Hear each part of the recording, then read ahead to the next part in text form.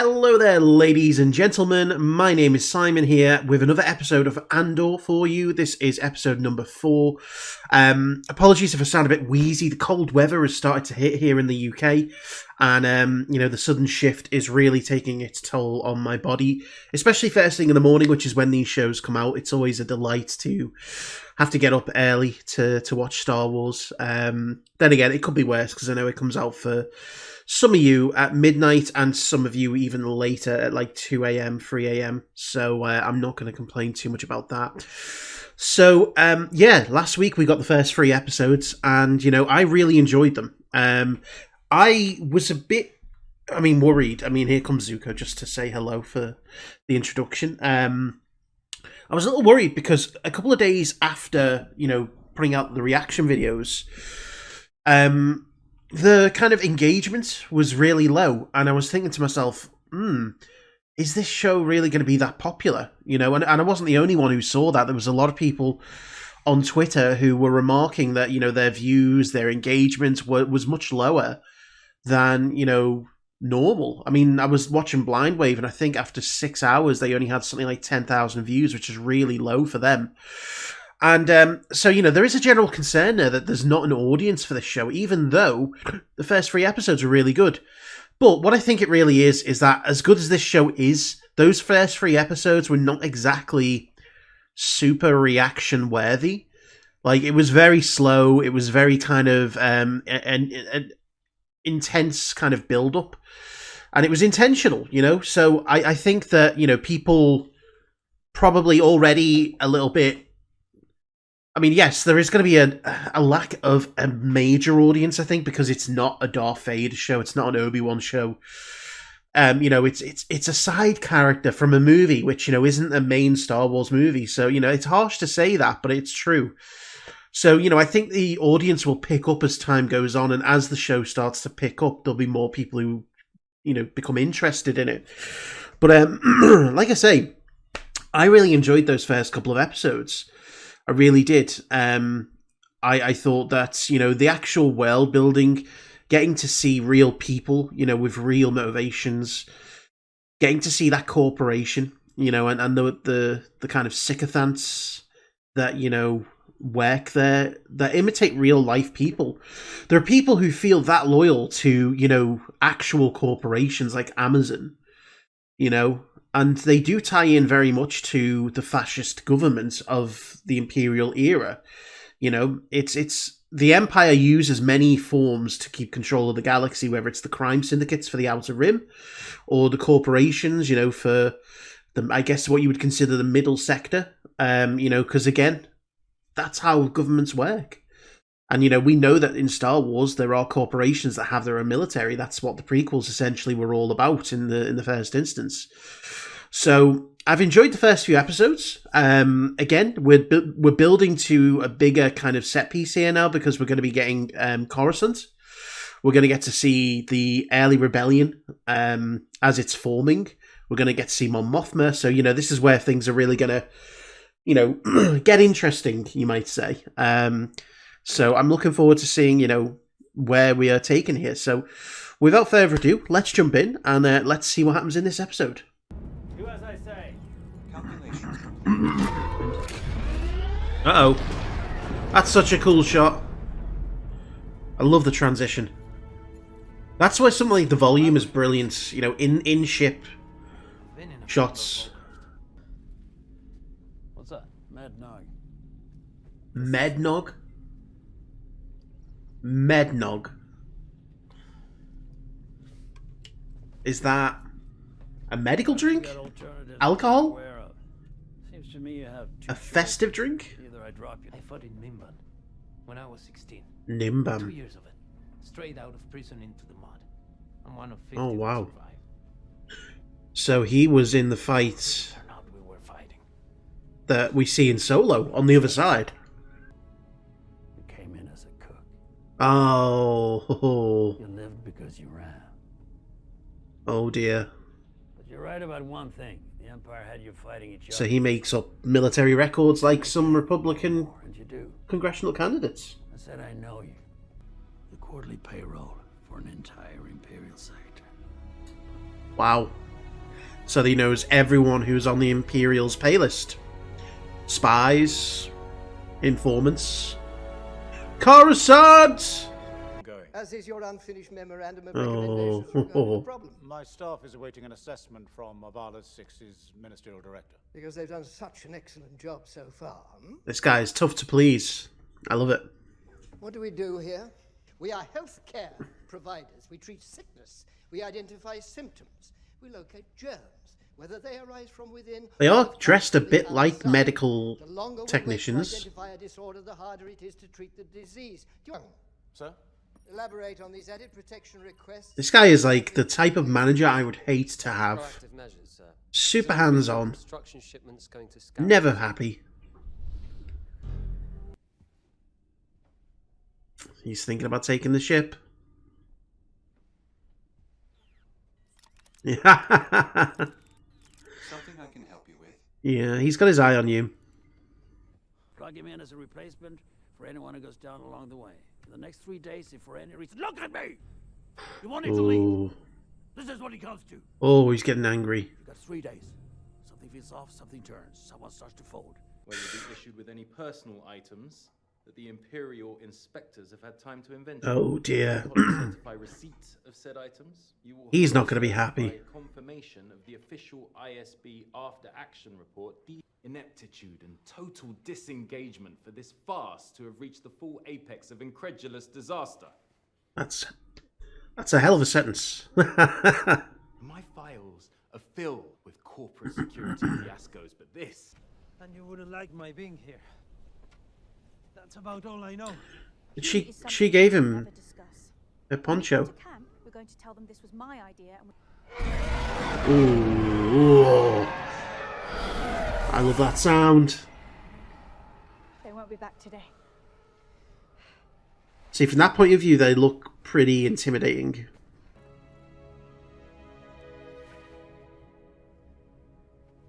Now he has to put on a new face. Yeah, literally a new hair piece.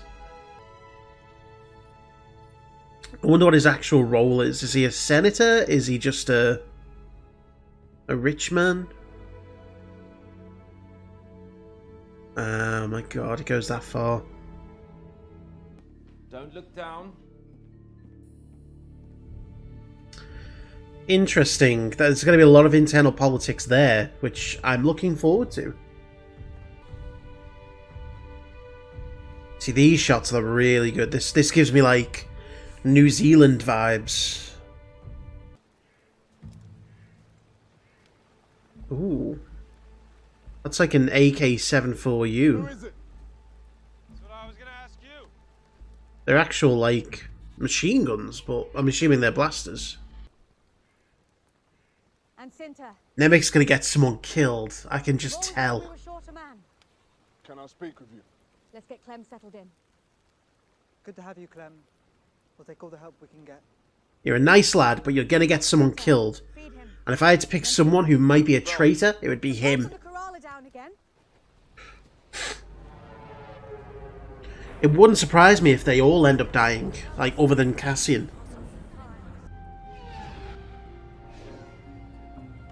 God, just the sound effects of some of those speeders. This is the proper concrete city. It's giving me, like, working class London vibes. You know, tower blocks for the working class. What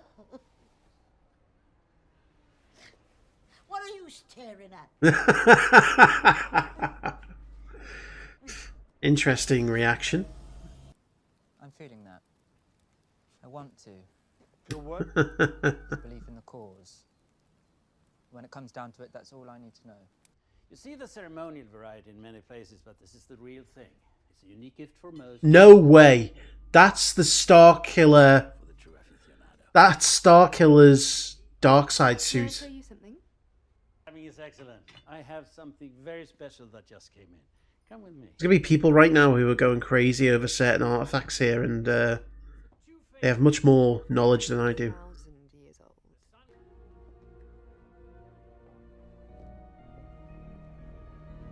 I like how they have to communicate very very underhandedly. Is this her residence? It's very elegant.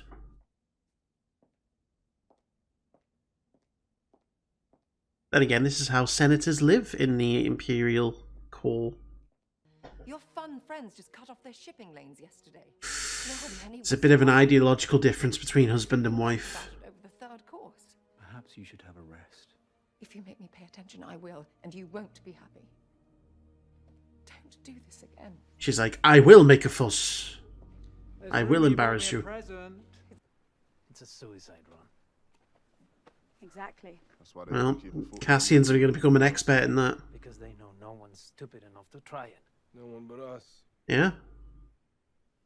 But that's what he was saying in the first few episodes, you know? Nasmabrani, it's a temple. They never expect it. Gut instinct. You came to us from enforcement. Yes, sir. Here, we act on vetted and verified information. This is one of the reasons why the rebellion was so effective. Until then, confine future activities to your sectors. Thank you, Lieutenant. Imperial obtuseness, infighting, politics. You have 2 sectors to be more competent and tucked away. That's why you're here. That's why we're bringing in officers like you. Be quiet and do your job. Also, the sun is very bright behind me. You'll let Cinta check the bandage, and you'll have learned all that by morning. I'll take the first watch. No pressure. Okay, so apologies for the way the lighting is here. The sun is at a point where I can't lower the blinds to block it out. And it is really low in the sky, so it's really kind of bright coming in. We're at that time of year where it's just like that. But it gives me a really cool angelic look, you know? It feels so bright and vibrant. I really enjoyed this episode. It was great to get to see the, you know, Imperial core for the first time in many years, you know, Coruscant. What are you doing, eh? It was great to see Coruscant, you know, again in live action, and you know, it just makes me pine for, you know, what ifs of, you know, today's visual effects in place of, you know, the prequel films. Like, you know, just the way those films could be improved visually. You know, it would be, you know, so awesome to see more set pieces taking place, you know, on Coruscant, more shows, because, you know, again, it's a beautifully designed, you know, planet. And I noticed seeing some of the buildings here, they definitely seem to have a bit of a classic New York vibe at times. You know, but I think this episode is setting up a lot of the wider characters now. You know, it's interesting how the first 3 episodes focused a lot on, you know, Cassian's backstory, you know, and that current situation of where he's been for the first kind of, you know, 20-25 years of his life. And now we're sort of getting to see new characters who are really kind of sort of dug into the fight on either side. You know, seeing Mon Mothma for the first time and just seeing that her life is not easy. You know, she is trying to fund the early part of the rebellion, but it's clearly difficult for her. She's having to use all kinds of fronts. And, you know, her husband is not someone who is necessarily, I think, on board with the whole thing. He seems to enjoy the, you know, finer aspects of being a senator's husband. Clearly enjoys the company of some of the more powerful Imperial people. Because they mentioned in the guest list here, the Vizier, which is Massamada, who is, you know, a figure that you see sat next to Palpatine in the Senate, in the prequels, you know. And that shows you that, you know, not just Mon Mothma, but those around her are very closely tied into some of the most important Imperials. And, you know, we're getting the view of this Imperial lieutenant as well, who I think, you know, those scenes are serving to tell us exactly why the rebellion was able to bring down the Empire. You know, it's giving us those early signs of not necessarily the incompetence of the Empire, but maybe, you know, the arrogance and, you know, the sturdiness that it's like they're unwilling to break their traditional rules. You know, she's coming in, she's trying to form up patterns of behavior using gut instinct to flush out, you know, the rebellion. But that's not the way the Empire works. The Empire works strictly on verified information, because if you make a mistake, you're finished. So everyone wants to make sure that if they're going to make a decision, they have as much evidence for that decision as possible. Otherwise, you know, they're scared. Also, a lot of the internal politicking, you know, you can tell that a lot of them are concerned for their positions, and that's the way Palpatine liked to run the Empire. He liked to have people, you know, go up against each other, you know, rather than working with each other. And I think it's really sad that Tom Kane, who voices Admiral Yularen in the Clone Wars, and a lot of other characters as well, I think it's a real shame that he's had to retire because of health reasons, because I would have loved to have seen him in this as Yularen. You know, because obviously Yularen's the head of the ISB, and that's exactly where things here are taking place. But, you know, I love all those scenes, you know, the clean kind of Imperial buildings, the fresh-faced kind of young officers that, you know, all have their own personal agendas, you know, but at the same time, you know, they're getting their arse ripped out for not doing their jobs properly. On the other side, you know, you've got this gritty, dirty group of rebels who are not necessarily mistrusting, but, you know, they are very worried for their own safety because, you know, again, anything can go wrong and cause them all to get killed, which ultimately, I wouldn't be surprised if that's what happens. You know, if that group of rebels there that Cassian is with, if they all ended up dying, or most of them ended up dying, you know, I think that would be, you know, an interesting turn of events, because, you know, again, it would show you that this line of work is dangerous. And, you know, it also set up Cassian to be someone who doesn't necessarily trust in other people, which, you know, when it comes to Rogue One, I think he is someone who's very much alone, you know, a lone worker. The reason he doesn't really want to go or have Jin along is because, you know, he doesn't trust people. So it's interesting to see him in the you know, the flip side of it. He's almost like Jin is in Rogue One in this situation. You know, but just seeing how all things are coming together, you know, their motivation now is clear. They're trying to get access to the payroll. Now, they said crates of payroll. Now, I'm not sure if that just means the money or if it means the list of people who are getting paid.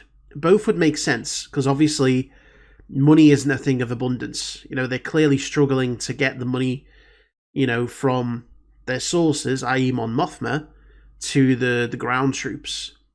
So, you know, if there's a lot of money in that Imperial base, would make sense that they would want access to that. Likewise, a payroll for me would mean a list of people on the payroll, which would be just as valuable, because at the end of the day, that gives you a list of everyone who is working for the Empire, who might not necessarily be declaring it. And, you know, I think as we saw in this episode, there is a concern by everyone involved that there could be spies everywhere. So, you know, again, I'm loving the political set pieces here. The visuals are stunning, you know. It's like we're getting Lord of the Rings vibes with the Adani planet, and, you know, the best of Star Wars architecture in, you know, Coruscant, you know. And, you know, interesting with Deputy Inspector Khan as well. He ends up back on Coruscant. I think it was Coruscant anyway, with his mother. You know, it's like, it's funny how he's kind of returned home, and her reaction to seeing him was interesting as well. Almost like there's definitely something that's gone on there, that he's like, he has gone and done something terrible. But she's very happy to see him, you know. So I'm interested in finding out more about what his part to play is in all this. But again, really good episode. You know, again, I feel like it's one of those where, yeah, there's no massive battles or, you know, things that are gonna, you know, really make people want to see a reaction to it. But, you know, I think it's just really good television. You know, it's really good storytelling. And for me, that's more important, I think, than big battles and shock and awe moments, you know, that make people go, oh, you know. So, anyway, thank you all for watching. Hope you enjoyed it. I'm gonna go and drift off to heaven. But I'll see you all next week.